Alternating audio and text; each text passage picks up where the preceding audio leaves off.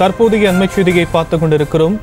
முன்னாள் சிறப்பு டிஜிபி ராஜேஷ் தாஸ் சரணடைய வேண்டும் என நீதிமன்றம் தெரிவித்திருக்கிறது. 3 ஆண்டு சிறை தண்டனை விதிக்கப்பட்ட நிலையில் சரணடைவதிலிருந்து விலக்கு கூறிய மனு தற்போது தள்ளுபடி செய்யப்பட்டிருக்கக்கூடிய நிலையில் அவர் சரணடைய வேண்டும் என நீதிமன்றம் தெரிவித்திருக்கிறது.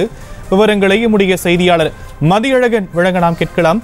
மதியழகன், வழக்கு பற்றிய மேலும் விவரங்கள்.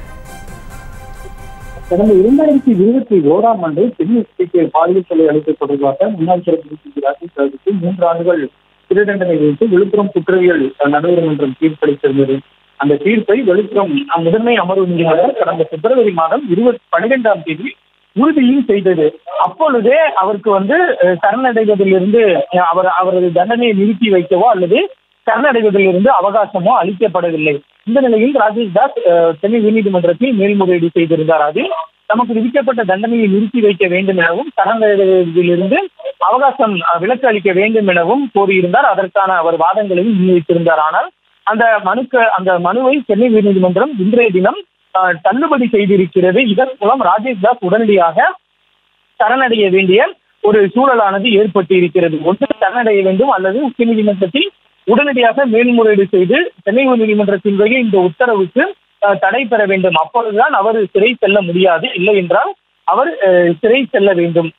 ஒருவருக்கு தண்டனை விதிக்கப்படும் பட்சத்தில் அந்த தண்டனை எதிர்த்து அவர் மேல்முறையீடு செய்வதற்காக சட்ட ரீதியான அவருக்கு சில வாய்ப்புகள் வழங்கப்படும். ஒன்று, தண்டனை அந்த மேல்முறையீடு செல்லும் வரை தண்டனை நிறுத்தி வைக்கப்படும், அல்லது ஒரு குறிப்பிட்ட காலங்களுக்கு அவர் சிறை சரணடைய வேண்டியதில்லை என்று ஒரு உத்தரவு பிறப்பிக்கப்படும். ஆனால் ராஜேஷ் தாஸ் வழக்கில் கீழமை நீதிமன்றமும் அவருக்கு இது போன்ற எந்த நிவாரணமும் வழங்கவில்லை. அதனால்தான் அவர் உயர்நீதிமன்றத்திற்கு வந்திருந்தார்.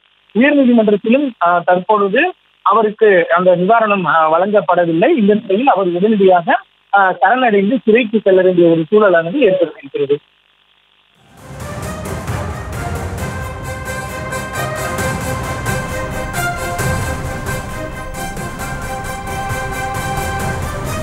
தற்போதைய விவரங்களுக்கு நன்றி மதியழகன். செய்திகளை உடனுக்குடனும் துல்லியமாகவும் தெரிந்து கொள்ள சப்ஸ்கிரைப் பண்ணுங்க.